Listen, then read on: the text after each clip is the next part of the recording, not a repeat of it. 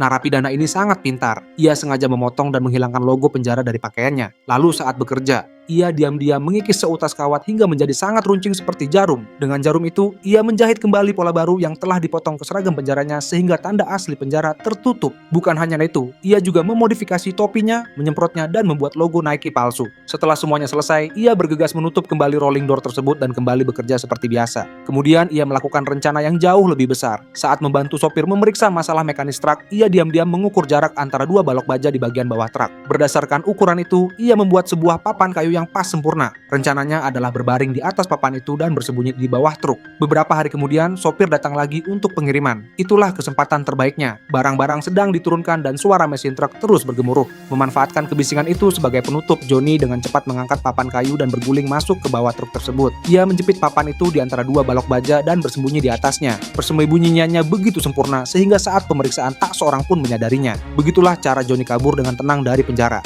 Ketika sopir berhenti di jalan untuk buang air kecil, Johnny melihat kesempatan dan perlahan keluar dari bawah truk. Sepanjang waktu, ia berada di titik buta tempat yang tidak mungkin terlihat oleh sopir. Sopir pun kembali mengemudi tanpa sedikit pun menyadari bahwa seorang narapidana telah kabur bersama truknya. Tak lama kemudian, Johnny melepas seragam penjaranya dan menumpang kendaraan demi kendaraan hingga tiba di wilayah tempat tinggal mantan istrinya. Dari kejauhan, ia melihat putrinya sedang mengendarai sepeda. Hatinya ingin berlari dan memeluknya, tetapi ia hanya bisa berdiri dan menatap dari jauh. Rasa takut dalam dirinya terlalu besar. Ia khawatir akan tertangkap jika mendekat. Malam itu, kabar pelarian Johnny menyebar ke seluruh negara bagian. Ia menelepon seorang teman untuk meminta bantuan. Tetapi begitu telepon diangkat, temannya langsung menjaga jarak. Johnny meminta tolong agar dibantu ke luar negeri. Namun, telepon itu langsung ditutup. Saat itu juga Johnny melihat sebuah mobil polisi. Ia mengira polisi datang untuk menangkapnya. Ia segera berlari masuk ke sebuah toko mainan terdekat. Mobil polisi itu pun berhenti di sana. Johnny berpura-pura seperti sedang berbelanja. Untuk menghindari perhatian orang-orang, ia segera masuk ke toilet supermarket. Dari sana ada jalan menuju atap gedung. Johnny adalah pemain lama. Ia sudah beberapa kali melakukan perampokan.